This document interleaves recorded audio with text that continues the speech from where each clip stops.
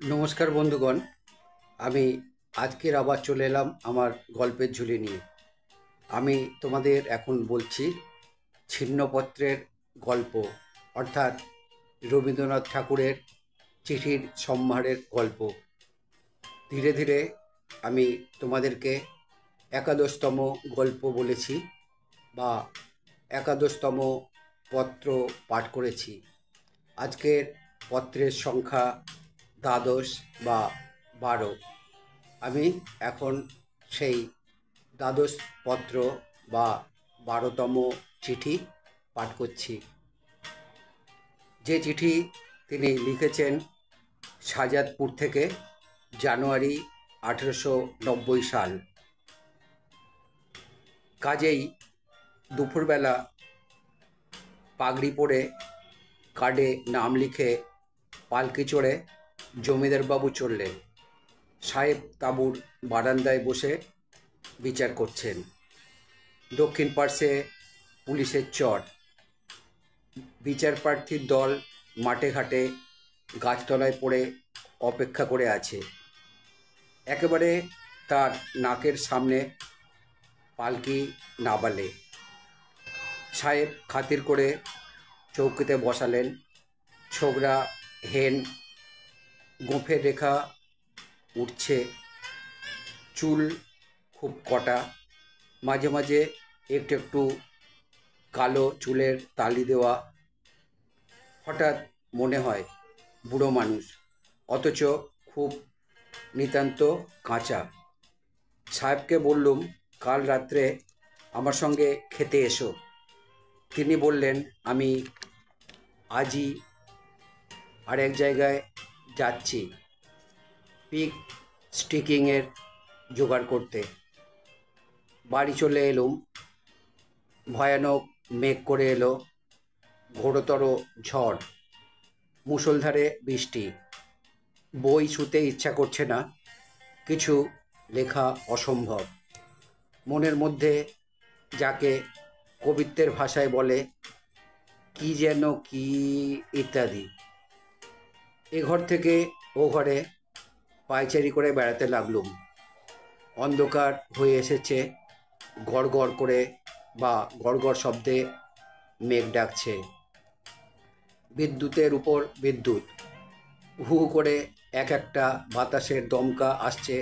আর আমাদের বারান্দার সামনে বড় নিচু গাছটার ঘাট ধরে যেন তার দাড়ি শুদ্ধ মাথাটা নাড়িয়ে দিচ্ছে। দেখতে দেখতে বৃষ্টির জলে আমাদের শুকনো খালটা প্রায় উড়ে এলো। এইরকম করে বেড়াতে বেড়াতে হঠাৎ আমরা দেখলাম, বা আমাদের মনে হলো, ম্যাজিস্ট্রেটকে এই বারান্দায় আমাদের বাড়িতে আশ্রয় নিতে অনুরোধ করা আমার কর্তব্য। চিঠি লিখে দিলুম। চিঠি পাঠিয়ে দিয়ে ঘর তদারক করতে গিয়ে দেখি সে ঘরে দুটো বাঁশের ঝোলার উপর তাকিয়া, গদি, ময়লা লেপ টাঙানো, চাকরদের গুলটিকে তামাক, তাদের দুটো কাঠের সিন্দুক, তাদেরই মালিন বা মলিন লেপ, ওয়ারহীন তৈলাক্ত বালিশ ও মসিবর্ণ মাদুর, এক টুকরো ছেঁড়া চট ও তার উপরে বিচিত্র জাতীয় মলিনতা। কতকগুলো প্যাক বাক্সর মধ্যে নানাবিধ জিনিসের ভগ্নাবশেষ, যথা মরচে পড়া কাতলির ঢাকনি, তালাহীন ভাঙা লোহার উনুন, অত্যন্ত ময়লা একটা দস্তার চাঁদানি, ভাঙা সেজের কাঁচ ও ময়লা শ্যামাদান, দুটো অকর্মণ্য ফিল্টার, মিডশেপ, একটা স্যুপ প্লেট, খানিকটা পাতলা গুড়, ধুলো পড়ে পড়ে সেটা গাঢ় হয়ে এসেছে। গোটা কতক ময়লা কালিবর্ণ ভিজে ঝাড়ন, কোণে বাসন ধোবার গামলা, গফুর মিয়ার একটা ময়লা কর্তা এবং পুরানো মখমলের স্কুল ক্যাপ, জলের দাগ, তেলের দাগ, দুধের দাগ, কালো দাগ, ব্রাউন দাগ, সাদা দাগ এবং নানা মিশ্রিত দাগ বিশিষ্ট আয়নাহীন একটি জীর্ণ পোকা কাটা ড্রেসিং টেবিল, তার পায়াকটা ভাঙা, আয়নাটা অন্যত্র দেওয়ালে ঠেসান দেওয়া, তার খোপের মধ্যে ধুলো, খড়কে, ন্যাপকিন, পুরনো তালা, ভাঙা গ্লাসের তলা এবং সোডা ওয়াটার বোতলের তার, কতগুলো খাটের খুঁড়ো ভাঙা। ব্যাপারটা দেখে আমার চক্ষুস্থির। ডাক লোকজন, নিয়ে আয় নায়েব, ডেকে আন খাজাঞ্চি, জোগাড় কর কুলি, আন ঝাঁটা, আন জল, মই লাগা, দড়ি খোল, বাঁশ খোল, তাকিয়া লেপ কাঁথা টেনে ফেল, ভাঙা কাঁচের টুকরোগুলো খুঁটে খুঁটে তোল, দেওয়ালে বা দেওয়ালের পেরেকগুলো একে একে উবড়ে ফেল।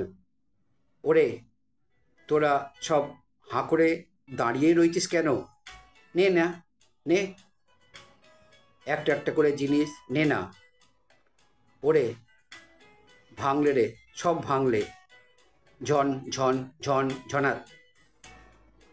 তিনটে সেজ ভেঙে চুরমার, খুঁটে খুঁটে তোল ভাঙা চুবড়িগুলো এবং ছেঁড়া চটটা, বহুদিন সঞ্চিত ধুলো সমেত নিজের হাতে টেনে ফেলে দিলুম। নিচে থেকে 5-6টা আরশোলা সপরিবারে চতুর্দিকে ছড়িয়ে পড়লেন। তারা আমারই সঙ্গে একান্নবর্তী হয়ে বাস করছিলেন। আমার গুড়, আমার পাউরুটি এবং আমারই নতুন জুতোর বার্নিশ তাদের উপজীবিকা ছিল। সাহেব লিখলেন, আমি এখনই যাচ্ছি, বড় বিপদে পড়েছি। ওরে, এলো রে এলো, চটপট কর। তারপরে, ওই এসেছে সাহেব। তাড়াতাড়ি চুল দাড়ি সমস্ত ঝেড়ে ফেলে ভদ্রলোক হয়ে, যেন কোনো কাজ ছিল না, যেন সমস্ত দিন আরামে বসেছিলুম, এরকম ভাব করে বা এরকমভাবে হলের ঘরে বসে রইলুম। সাহেবের সঙ্গে ঈষৎ হেসে হাত নাড়ানাড়ি করে অত্যন্ত নিশ্চিন্তভাবে গল্প করতে লাগলুম। সাহেবের শোবার ঘরে কি হলো, এই চিন্তা ক্রমাগত মনের মধ্যে ঠেলে ঠেলে উঠতে লাগলো। গিয়ে দেখলুম একরকম দাঁড়িয়ে গেছে। রাত্রিটা ঘুমিয়ে কাটাতেও পারে, যদি না সেই গৃহহীন আরশোলাগুলো রাত্রিরে তার পায়ের তলায় সুড়সুড়ি দেয়। রবীন্দ্রনাথ ঠাকুর এখানেই শেষ করলেন তার দ্বাদশতম পত্র, যে পত্র তিনি লিখেছিলেন শাহজাদপুর থেকে জানুয়ারি 1890 সালে। তাহলে কেমন লাগলো বন্ধুরা তোমাদের দ্বাদশতম ছিন্নপত্র? আশা করি তোমাদের ভালো লেগেছে। আমার আজকের এই প্রতিবেদন তোমাদের যদি ভালো লাগে তাহলে আমার চ্যানেলে এসে লাইক, শেয়ার, কমেন্ট করবে। আমার চ্যানেলে নতুন বন্ধু হলে চ্যানেলটি সাবস্ক্রাইব করবে এবং আমার বেল আইকনটা অর্থাৎ আমার চ্যানেলের বেল আইকনটা অন করে রাখবে, তাহলে আমার পাঠানো সমস্ত প্রোগ্রাম খুব সহজেই তোমাদের কাছে পৌঁছে যাবে। আবার নতুন গল্প নিয়ে, নতুন ভিডিও নিয়ে আমি তোমাদের কাছে ফিরে আসব। খুব ভালো থেকো বন্ধুগণ, নমস্কার।